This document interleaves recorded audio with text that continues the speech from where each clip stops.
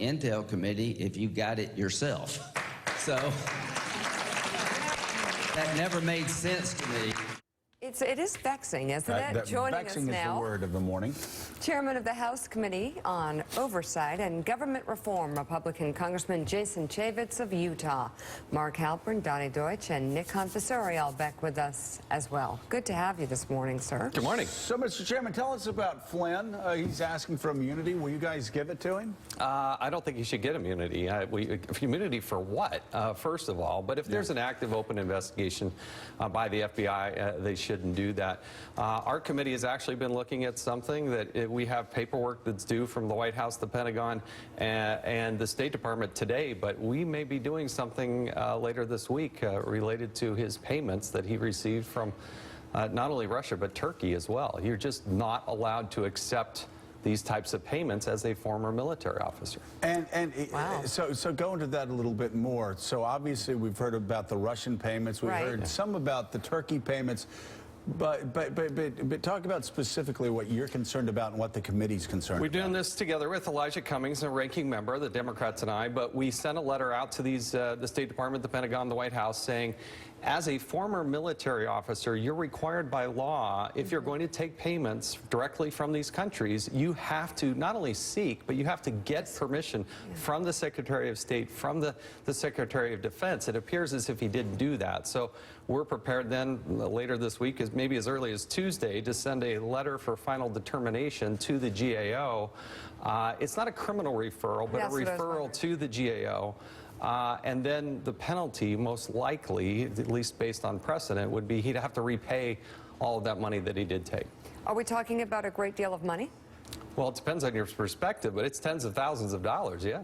Now, are you saying there's not a crime attached to that type of behavior? It's not it isn't a statute. There is a statute that says you have to seek this permission and be granted this permission. And that's true for all military officers. Even if they've left their work at the Pentagon, they are still on call, so to speak, and they still can't take this money. Is it a crime not to report It's a violation of the statute, and so that's part of what we've found. Now, maybe there's some letter out there, but we think that somebody would have produced it by now, and we have until close of business today to give us that information. I want to ask you about your colleague, Chairman Nunes, and what he's done. I know House members are reluctant to criticize other House members, but can you explain his actions and defend his actions and apparently not telling the truth about what information he got, where he got it, and then very publicly going to the White House? Well, look, he said he was sorry about that. I think he did make a mistake, and he said as much. But I think what we're focused on is the underlying facts. And now that Adam Schiff has gone over and actually looked at that information as well, at least what I'm reading in the newspaper is that he's saying, look, the rest of the committee should look at this. So I think we're much more concerned about the underlying facts. I know there's a lot of questions about process, but when he said he made a mistake. What was his mistake? Well, he should have done it with a Democrat in tow as well. You know, I went up to the White House last week with the Democrats, and we looked at got a briefing in the Situation Room, classified, about Mar-a-Lago and the situation.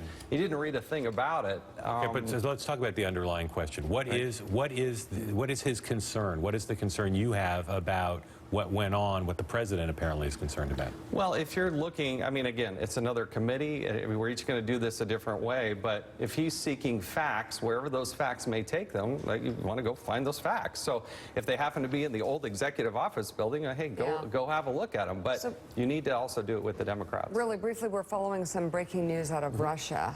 Reports of one, possibly two explosions, deadly explosions at train stations in St. Petersburg. According to reports, an explosive device was set off in a train car at the station. There are reports that at least 10 people have been killed and several others have been hurt. We're going to continue to follow and bring you the details as they develop again. This is in St. Petersburg, Russia. Speaking of Russia, the President of the United States has called your investigation and other congressional investigations, quote, a witch hunt. How do you respond to the president? No, I don't see it that way. I don't think they're a witch hunt. Look, we're going to do our own investigations. If the president thinks there's information we should have, we're happy to receive it. But there's a swirl out there that we need to get to the bottom of. What's a question that you and your constituents would like to know? The number one question, if you could get one answer from the White House, what would it be? Well, we want to get all the information. I don't know where exactly the conclusion is, but what is all the information? I mean, who else is involved? Now, the Senate and the House Intelligence Committees are going to lead out on that. We play more of a supportive role. But in the case of General Flynn, then we're going to be looking at, obviously, the payments that he was taking. I want to go back to General Flynn, the immunity thing. You called it mysterious. Yeah. I would call it, my history of watching Law and Order and CSI and all the shows that we like to watch is that when someone is asking for immunity, it suggests they've done something really wrong, and they have some really good information about people more powerful than them, otherwise immunity, that word doesn't get uttered. Is that a safe assumption? Well, it was the position that General Flynn took last year. It's the position that President, or then candidate, Donald Trump took. And so it does beg the question, okay, what are you trading for? I was highly critical of President Obama and the Department of Justice when they gave five people immunity on the email investigation, and we got nothing for it. So you don't just give immunity just to hand it out like candy.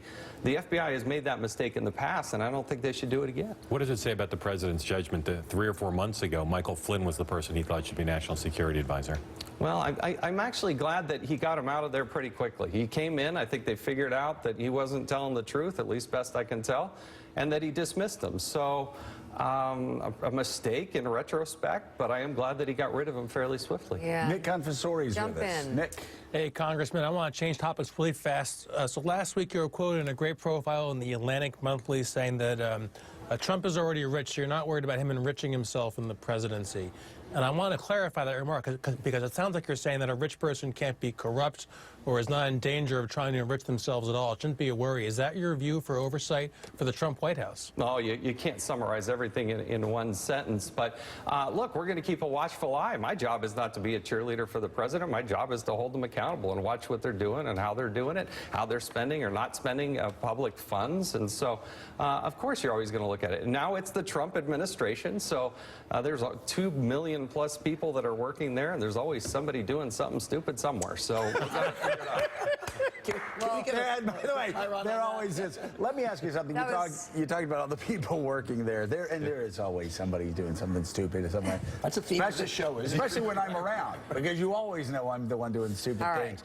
But are you concerned about the number of appointments that Trump has made, or the lack of appointments for these agencies, whether it's in state or across the entire government? I think what you're going to see actually long term is there's a lot of them that they're not going to fill because they have no intention of funding those types of things, particularly in the Department of Education. But that whole process of all these thousands of appointments that need to go through the process, and then the Senate confirmation process, this is a huge story. But I know there are lots of agencies where they're not going to put in specific people because they just don't believe that that function should even be there. Wow. Okay. Congressman Jason Chaffetz, thank you so much. Thank you, Congressman. He gave us the quote of the morning. Quote of the morning. I think it's Up next, It could be.